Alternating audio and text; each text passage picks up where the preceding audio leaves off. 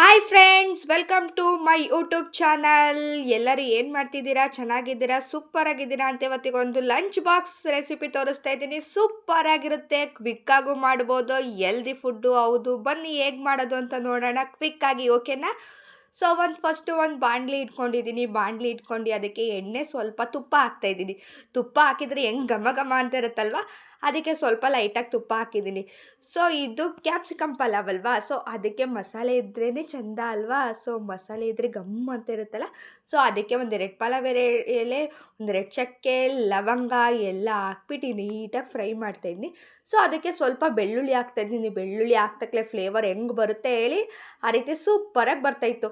So ಅದಕ್ಕೀಗ ಈರುಳ್ಳಿ ಹಾಕಿ ನೀಟಾಗಿ fry ಮಾಡ್ಕೊಬೇಕು. ಯಾವಾಗಲೂ ಹೇಳ್ದಂಗೆ ಈಗಲೂ ಅದೇ ಹೇಳ್ತಿದ್ದೀನಿ, ಈರುಳ್ಳಿನ ನೀಟಾಗಿ ಲೋ ಫ್ಲೇಮಲ್ಲಿ ಇಟ್ಕೊಂಡೆ ನೀಟಾಗಿ ಫ್ರೈ ಮಾಡ್ಕೊಳ್ಳಿ.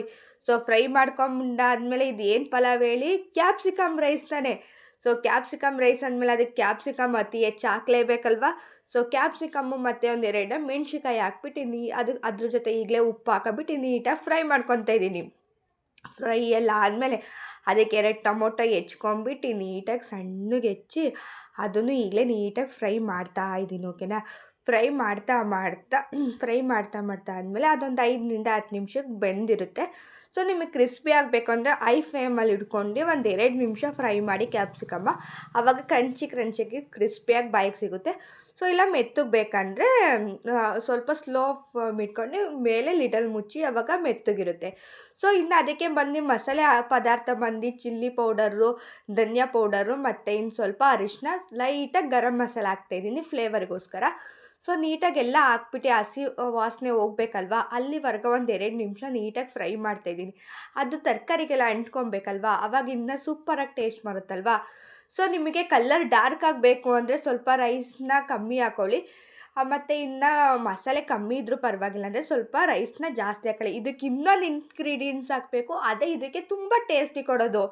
ಅದು ಏನಂತ ಅಂದರೆ ಶೇಂಗಾ ಬೀಜ ಇರುತ್ತಲ್ಲ, ಅದನ್ನು ಸ್ವಲ್ಪ ಫ್ರೈ ಮಾಡಿಬಿಟ್ಟು ಪುಡಿ ಮಾಡಿಬಿಟ್ಟು ಹಾಕೊಳ್ಳಿ. ಇದಕ್ಕೆ ಏನು ಸೂಪರಾಗಿ ಫ್ಲೇವರ್ ಕೊಡುತ್ತೆ ಅಂದರೆ ತಿಂತಾಯಿದ್ರೆ ಬಾಯೆಲ್ಲದು ಅದು ಲೈಟಾಗಿ ಅಂದರೆ ಫುಲ್ ಸಣ್ಣಗೆ ತರಿ ಮಾಡ್ಕೊಬಿಡಿ, ಸ್ವಲ್ಪ ದಪ್ಪ ಸಖತ್ತಾಗಿರುತ್ತೆ. ಒಂದ್ಸಲಿ ಟ್ರೈ ಮಾಡಿಬಿಟ್ಟು ನೋಡಿ, ನೆಕ್ಸ್ಟ್ ಟೈಮಿಂದ ನೀವೇ ಹೇಳ್ತೀರಾ, ಅಯ್ಯೋ ಇಷ್ಟು ಚೆನ್ನಾಗಿರೋ ರೆಸಿಪಿ ನಾನು ಮಾಡ್ತಾನೆ ಇದ್ಬಿಟ್ಲ ಅಂತ. ಅಷ್ಟು ಸೂಪರಾಗಿ ಬರುತ್ತೆ. ಬೇಕಾದ್ರೆ ಒಮ್ಮೆ ಟ್ರೈ ಮಾಡಿ ಹೇಗಿತ್ತು ಅಂತ ನನಗೂ ಕಮೆಂಟ್ಸ್ ಮಾಡಿ.